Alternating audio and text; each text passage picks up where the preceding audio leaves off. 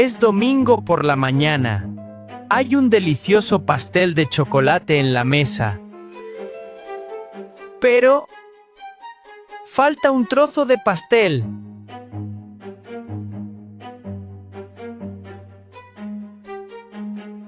¿Quién se lo comió? Mateo. ¿Tú comiste el pastel? No.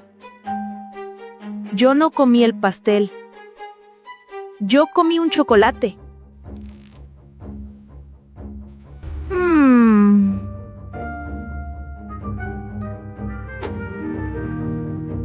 Mateo comió chocolate, pero no comió el pastel. Algo no está bien. Necesito otra pista. Chocolate. Hay muchas migas. Estas son pistas. Voy a seguirlas.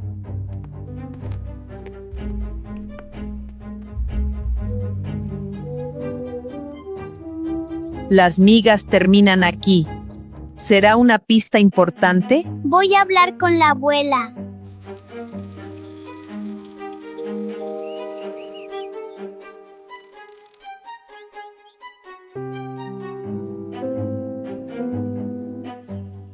Abuela Rosa, ¿comió el pastel? No. Yo no comí nada.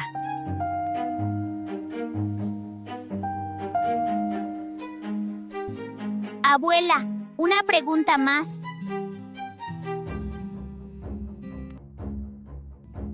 No comí nada.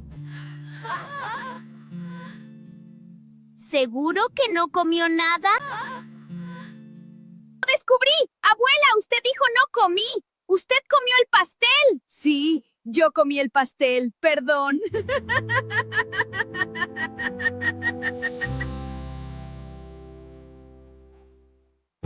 Sí, yo comí el pastel. Perdón, familia. No pasa nada.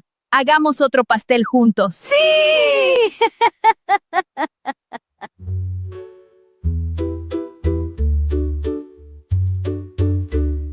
Bueno, ahora vamos a leer la historia. Es domingo por la mañana. Hay un pastel de chocolate en la mesa.